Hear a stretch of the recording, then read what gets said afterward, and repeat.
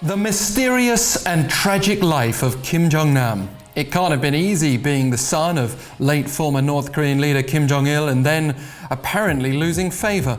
But working with the CIA, as recent reports claim, here we wade through the intrigue and attempt to present a portrait of the man whose life was cut short at an airport in the Malaysian capital just over 2 years ago.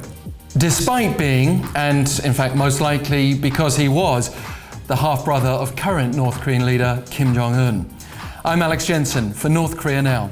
First, let's explore who was Kim Jong-nam. Kim Jong-il's eldest son, albeit born in 1971 to a mistress, he was kept out of the spotlight initially for this reason.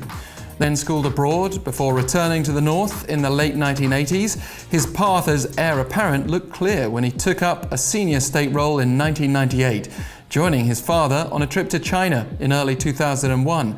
But later that year, the story unravels as he was arrested in Japan while traveling on a fake passport, according to his own account, to Tokyo Disneyland, a symbol of the US, the enemy.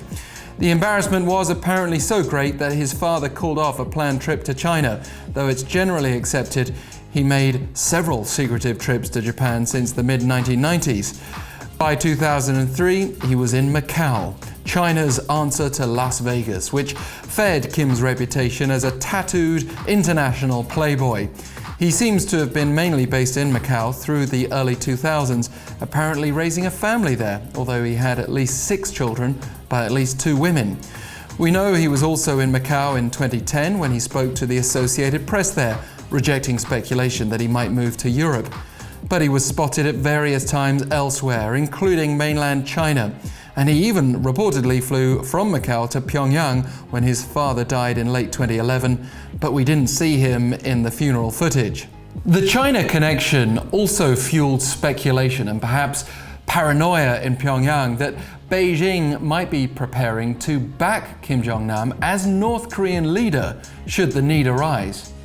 For example, if there was ever a collapse of Pyongyang's regime, which was considered a possibility when power was passed to the relatively young Kim Jong-un. But even if he had China's support, Kim Jong-nam's life was in danger long before he was actually killed. There was an attempt on his life in Budapest as early as 2006, as he's said to have appealed to his half-brother in 2012 after surviving another murder attempt. When he was eventually killed in Kuala Lumpur, a toxicologist testified he was carrying with him 12 vials of general-purpose antidote for nerve agents, yet he died after having the banned chemical VX smeared on his face by 2 women who claim they were duped. North Korea has never admitted to being involved. But Pyongyang had more motivation than most. He was repeatedly critical of the North's regime, and it would not have gone down well that a member of the Kim family would be so open with the media. He himself claimed he lost favor not so much because of the Disneyland incident, but because he advocated reforms. But even more intriguing is the claim he was providing intelligence to agents in South Korea and the US. The Wall Street Journal recently garnered much attention by citing a person knowledgeable about the matter as stating that Kim Jong-nam met on several occasions with CIA operatives.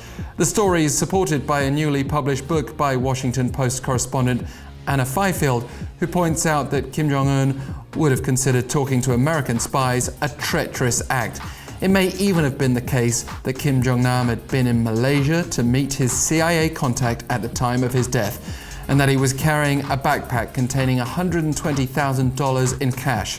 We can speculate that he needed money to support a life that was constantly under threat, but ultimately that's what we're forced to do with so many details of his secretive existence: speculate.